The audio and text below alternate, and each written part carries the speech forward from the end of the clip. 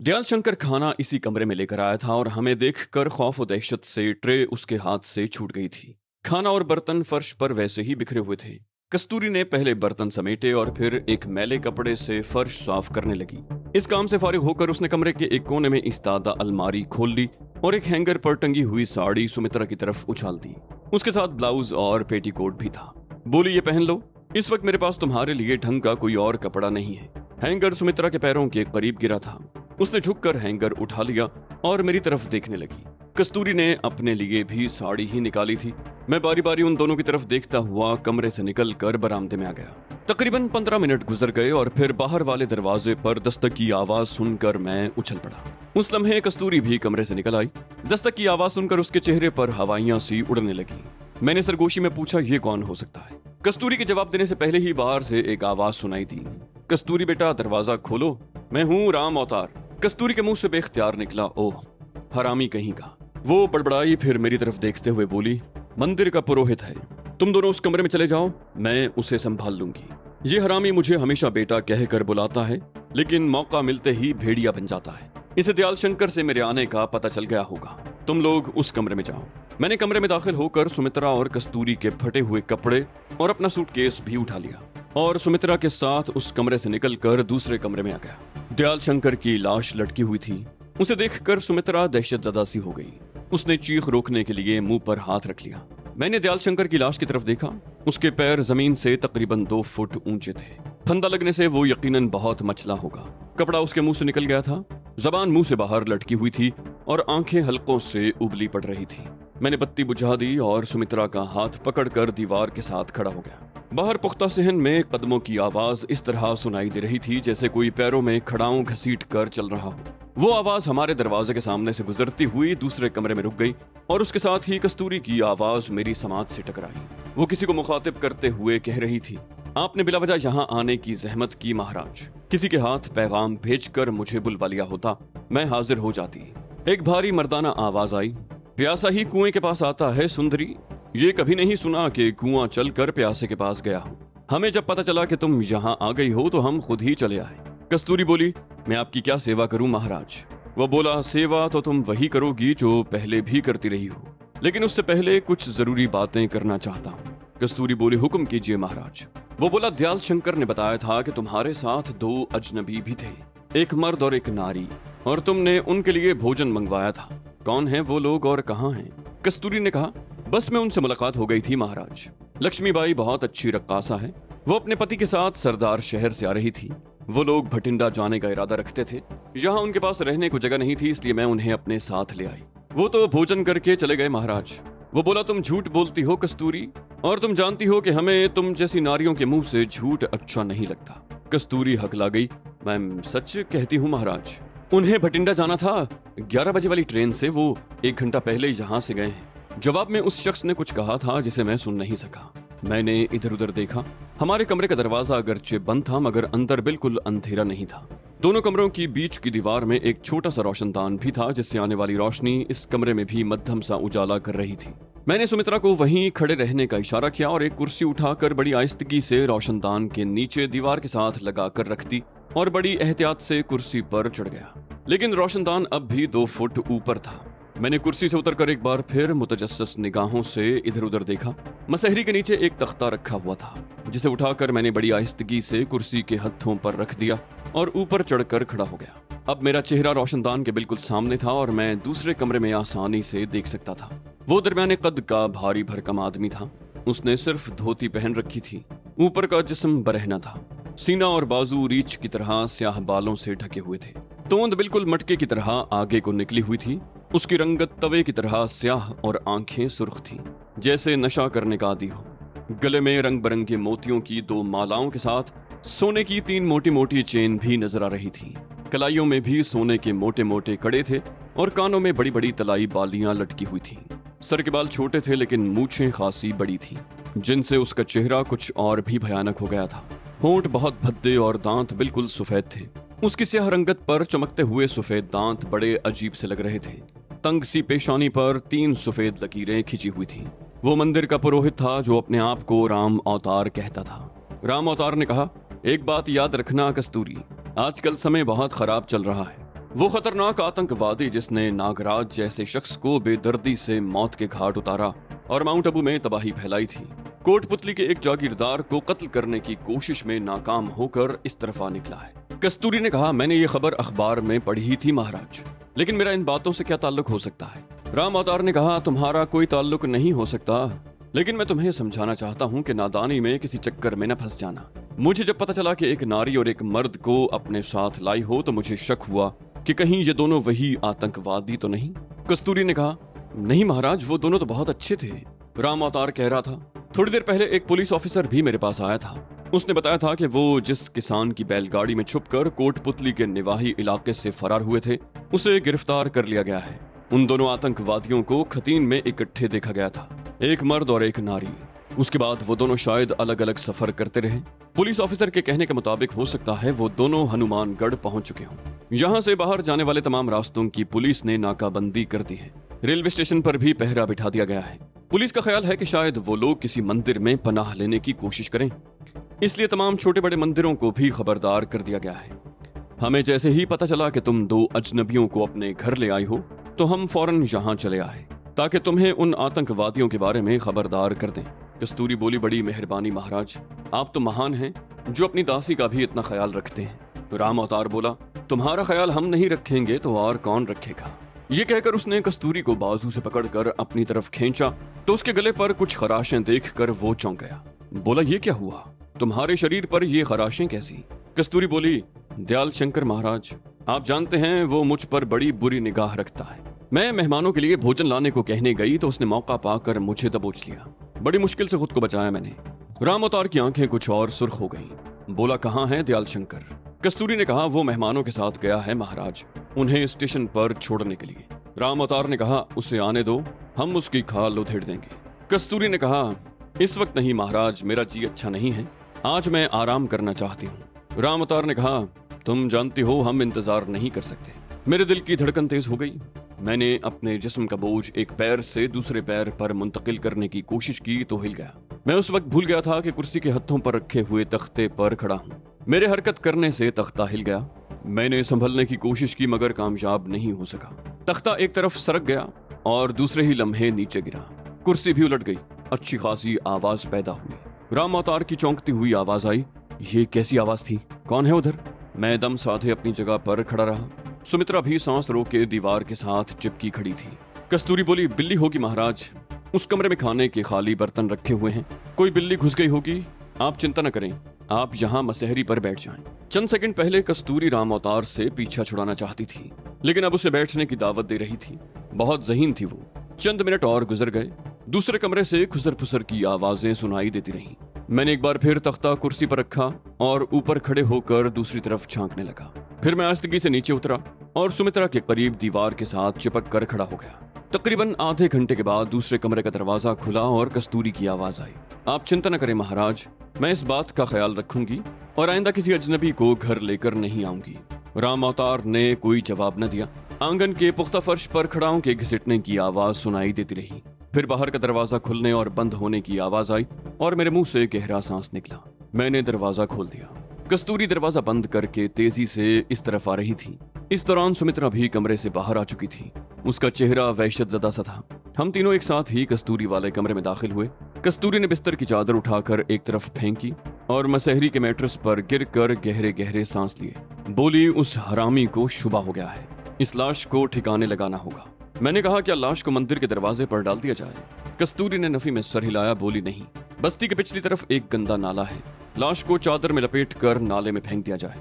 लेकिन अभी नहीं, हमें कुछ इंतजार करना पड़ेगा। लाश को ठिकाने लगाना कोई मसला नहीं था, लेकिन राम अवतार की बातों से मुझे कुछ और परेशानी हो गई। पुलिस को हनुमानगढ़ में हमारी मौजूदगी का शुबा था और शहर से बाहर जाने वाले तमाम रास्तों की नाकाबंदी कर दी गई थी। पुलिस को यह भी शुबा था कि हम किसी मंदिर में पनाह ले सकते हैं, इसलिए तमाम मंदिरों के पुरोहितों और पुजारियों को मुतनब्बे कर दिया गया था कि अगर वो किसी भी मुश्तबा शख्स को देखें तो पुलिस को इत्तला दें। इस लिहाज से ये अच्छा ही हुआ था कि कस्तूरी से हमारी मुलाकात हो गई थी और वो मुझे अपने घर ले आई। सुमित्रा को भी उसने मजबूरन बर्दाश्त किया था। वो मुझे अपनी गरज से यहाँ लाई थी और मैंने बहुत वाज़े अल्फाज में उसे खबरदार कर दिया था कि अगर उसने सुमित्रा के साथ कोई ज्यादती करने की कोशिश की तो उसके हक में अच्छा नहीं होगा। कस्तूरी के यहाँ पनाह मिल जाना भी गनीमत था। अगर उससे मुलाकात न होती तो हम हालात की संगीनी से बेखबर रहते और या तो रात गुजारने के लिए किसी सराय वगैरह का रुख करते या 11 बजे वाली ट्रेन पर सवार होने के लिए रेलवे स्टेशन पहुंच जाते। दोनों सूरतें हमारे लिए खतरनाक होती, लेकिन कस्तूरी ने अभी तक ये नहीं बताया था कि वो मुझसे क्या काम लेना चाहती है। बकौल कस्तूरी के वो इस काम के लिए किसी मकामी आदमी से भी मदद ले सकती थी, मगर उसे अपने मकामी लोगों पर भरोसा नहीं था। इसकी एक मिसाल तो मैंने देख ली थी। उसने दयाल शंकर को एतमाद में लेकर उससे मदद लेने की कोशिश की थी, मगर दयाल शंकर उसे ब्लैकमेल करता रहा था और उसने मेरे साथ मिलकर दयाल शंकर का कांटा ही निकाल दिया। लेकिन एक बात मेरी समझ में नहीं आई, उसने मुझे पहचाना कैसे? मेरे मुखालिफिन में बेला वाहिद हस्ती थी जो मुझे पहचानती थी। मैंने हर उस शख्स को मौत के घाट उतार दिया था जो मुझे शनाख्त कर सकता था। मुझे याद नहीं आ रहा था कि दयाल शंकर कभी मेरे सामने आया हो और फिर ये मसला सुमित्रा ने हल कर दिया। वो बोली, दयाल शंकर ने तुम्हें नहीं, मुझे पहचान लिया था। जब मैं माउंट अबू में अकाल शिवा मंदिर में पंडित भेरू के पास थी तो दयाल शंकर भी वहां आ गया था और उसने बहुत जल्द पंडित भेरू का एतमाद हासिल कर लिया था। उन्हीं दिनों तुम भी मंदिर में आ गए थे। तुम मंदिर के साथ वाले बंगले में थे। उसने तुम्हें तो नहीं देखा था, मगर उसे किसी तरह पता चल गया था कि पंडित भेरू ने मुझे और शिल्पा को अपने किसी खास मेहमान की सेवा के लिए उस बंगले में भेज दिया है। जब नागराज के आदमियों ने मंदिर पर हमला किया तो दयाल शंकर उस वक्त मंदिर में मौजूद नहीं था। मैं और पंडित भेरू भी उस बंगले से फरार होकर शहर वाले बंगले में आ गए और उसके बाद ये बात पूरे शहर में फैल गई कि हम पाकिस्तानी दहशतगर्द के साथ मिले हुए हैं और उसी के साथ रूपोश हुए हैं। तुम्हारे साथ हमेशा एक औरत का जिक्र आता रहा है। बाद में उस औरत यानी रत्ना का नाम भी लिया जाने लगा, लेकिन हर शख्स नहीं जानता था कि वो औरत कौन थी। आम लोगों के लिए वो एक औरत थी और अब उसने मुझे यहाँ तुम्हारे साथ देखा तो वो समझ गया कि तुम वही दहशतगर्द हो जिसकी पुलिस को तलाश है और वही जो बहुत खतरनाक है। यही वजह है कि वो दहशतज़दा सा होकर चीखता हुआ भाग निकला, मगर यही खौफ उसे खा गया। अगर वो हमें देखकर शनासाई जाहिर किए बगैर खामोशी से निकल जाता तो शायद उसकी बजाय हमारी लाशें टंगी होती। मैंने उसके खामोश होने पर कहा, बहरहाल हम एक बड़ी मुसीबत से बच गए, लेकिन मेरे ख्याल में ये जगह हमारे लिए महफूज नहीं। जिस तरह राम अवतार मुंह उठाए जहाँ चला आया था, कोई और भी आ सकता था। लगता है कस्तूरी यहाँ के मर्दों में काफी पॉपुलर है। मेरी इस बात पर कस्तूरी के होंठों पर मुस्कुराहट आ गई। उसने गहरा सांस लेते हुए कहा, और ये पॉपुलैरिटी मेरे लिए अजाब बनी हुई है। मुझे माले मुफ्त समझा जाता है, जिसका जब दिल चाहता है मुंह उठाए चला आता है। लोग किसी की मजबूरियों को नहीं समझते। बाज तो मुझे डरा धमका कर अपना उल्लू सीधा कर लेते हैं और बाज मेरी कमजोरियों से फायदा उठाते हैं। मैंने कहा, मैं समझता हूँ इसमें कुछ गलती तुम्हारी भी है। कस्तूरी बोली, कुछ नहीं, बहुत ज्यादा। अगर मैं शुरू में कमजोरी न दिखाती और औरत बनकर डट जाती तो आज मुझे ऐसी सूरत हाल का सामना न करना पड़ता। मैंने कहा, यहाँ तो हम अपने आप को महफूज नहीं समझते, क्या तुम्हारी नजरों में? वो मेरी बात काटते हुए बोली, ओह, तुमने पहले भी ये बात कही थी और मैं इस सिलसिले में तुम्हें बताना चाहती थी। वो उठकर अलमारी की दराज में कुछ तलाश करने लगी, फिर चाबियों का एक गुच्छा निकाल कर दोबारा अपनी जगह पर बैठ गई। बोली, मेरे पास एक और ठिकाना है। वो चाबियों का गुच्छा दिखाते हुए बोली, शर्मिला बाई के मकान की चाबियां मेरे पास हैं। वो भरतपुर गई हुई है, हम चंद रोज उसके घर रह सकते हैं। मैंने पूछा, शर्मिला बाई कौन? वो बोली, एक रक्कासा है, मेरी जानने वाली।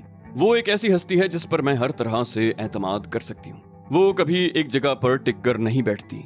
वो चूंकि यहीं पैदा हुई और यहीं पली बड़ी थी, इसलिए उसने हनुमानगढ़ से अपने कदम नहीं उखड़ने दिए। वो मुख्तलिफ शहरों में घूमती रहती है, कभी नाइट क्लबों में, कभी होटलों में और कभी नौटंकियों में, लेकिन हर दूसरे तीसरे महीने चंद रोज के लिए यहाँ जरूर आती है। शर्मिला से मेरी दोस्ती बहुत पुरानी है। हम दोनों जब भी यहाँ होती हैं 2-4 दिन इकट्ठी जरूर रहती हैं। कभी मैं उसके घर पर और कभी वो मेरे घर पर। मेरे घर की चाबियां उसके घर में रहती हैं और उसके घर की चाबियां मेरे घर में। पहली मर्तबा जब मैं यहाँ आई थी तो मेरी उससे मुलाकात हुई थी। उन्हीं दिनों भरतपुर के एक नाइट क्लब से उसका 3 महीने का मुआहिदा हुआ था। आजकल वो वहीं है। तकरीबन 1 महीना गुजर चुका है, मजीद 2 महीने वो वहीं रहेगी। मैंने कहा, क्या उसका मकान भी किसी ऐसी ही कच्ची बस्ती में है? कस्तूरी बोली, नहीं, मैं ही दूसरों के तसल्लुत में रही हूँ। शर्मिला आजाद है। शर्मिला का मकान जद्दी पुश्ती है जो अरसा पहले टूट फूट चुका था, लेकिन चंद महीने पहले शर्मिला ने बड़ी रकम खर्च करके उसे मुरम्मत करवाया। जितनी रकम उसने इस मकान की मुरम्मत पर लगाई है, उतनी रकम में तो वो नया मकान बना सकती थी। हम आज ही रात उस मकान में मुंतकिल हो जाएंगे। मैंने कहा, लेकिन तुम्हारे जानने वालों को पता चल जाएगा कि तुम कहाँ रह रही हो। इस तरह क्या वो जगह भी हमारे लिए गैर महफूज नहीं हो जाएगी? वो बोली, सिर्फ 2-3 दिन।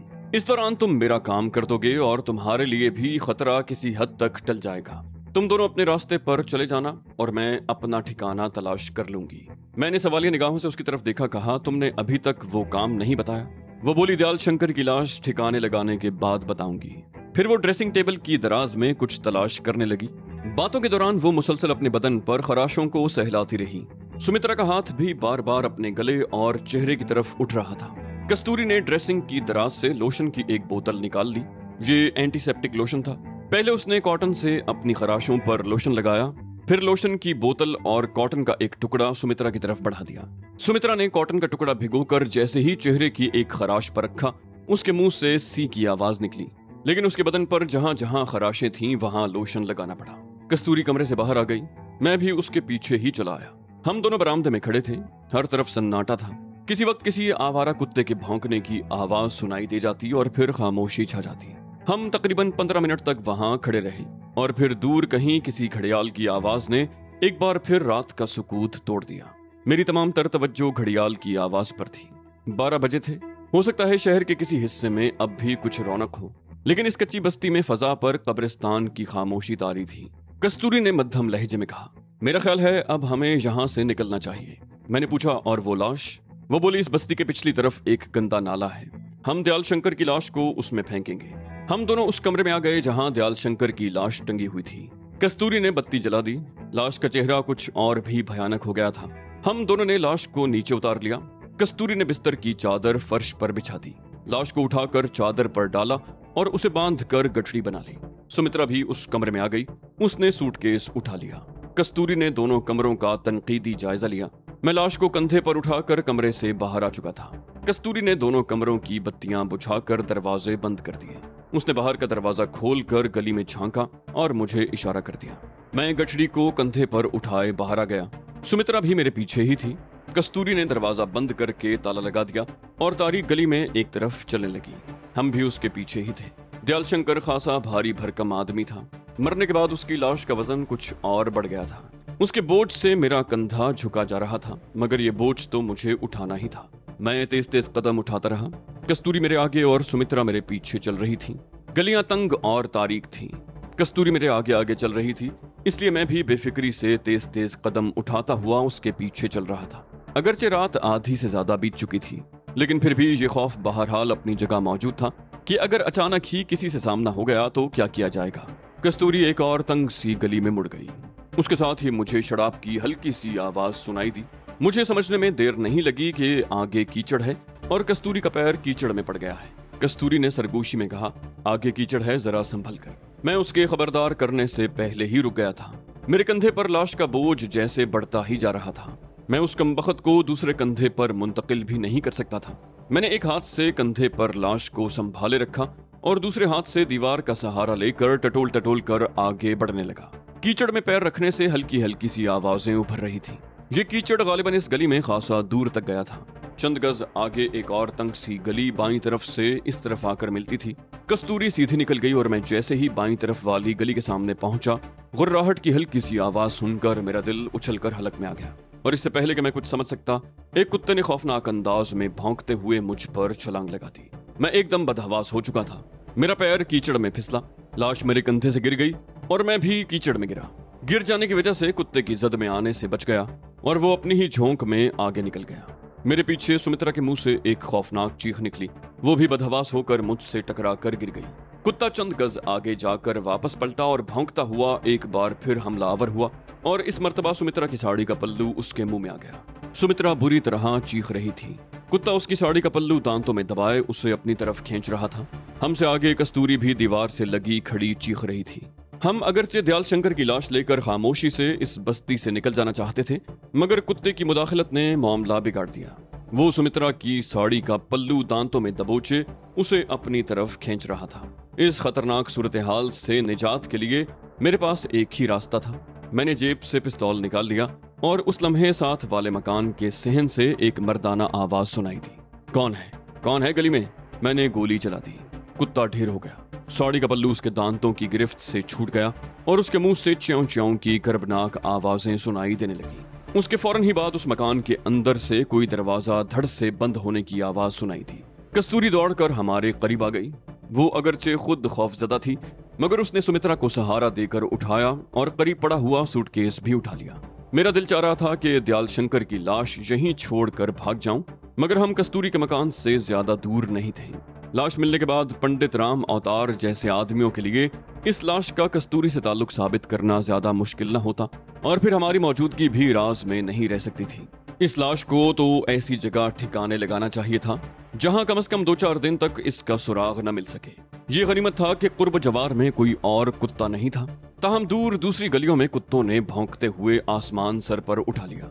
करीबी मकान से कुत्ते के भौंकने और सुमित्रा की चीखों की आवाज सुनकर किसी ने सूरत हाल मालूम करने की कोशिश की थी, मगर फायर की आवाज सुनकर उसने भी कमरे में घुसकर दरवाजा धड़ से बंद कर लिया, और मेरा ख्याल था कि किसी और घर से भी कोई बाहर निकलने की हिम्मत नहीं करेगा। मैं अगरचे खासा बदहवास हो चुका था, लेकिन सूरत हाल की नजाकत का एहसास करते हुए मैंने नीचे झुककर बड़ी मुश्किल से कीचड़ में लिथड़ा हुआ लाश वाला गट्ठड़ कंधे पर उठाया और सुमित्रा और कस्तूरी के पीछे तेज तेज कदम उठाते हुए चलने लगा। उसके बाद हमें इस किस्म की किसी परेशानी का सामना न करना पड़ा। हम चंद गलियों में चकराने के बाद बस्ती के दूसरी तरफ निकल आए। गंदे नाले की बू से मेरा दिमाग फटने लगा। वो नाला खासा गहरा और तकरीबन 100 फुट चौड़ा था। उसके दूसरी तरफ काफी दूर किसी मुहज्जब आबादी की रोशनियां दिखाई दे रही थी।